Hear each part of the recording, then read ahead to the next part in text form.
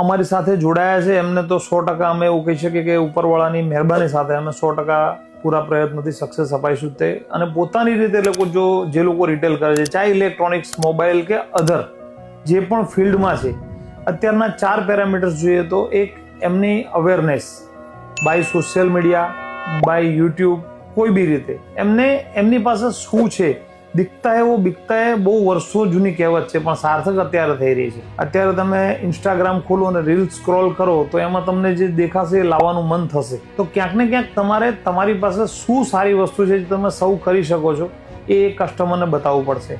બીજું મેં જે કીધું તમારી કમિટમેન્ટ વેલ્યુ, કે તમે જે જ્યારે બોલો છો એ તમારે આપવાની તાકાત રાખવી પડશે.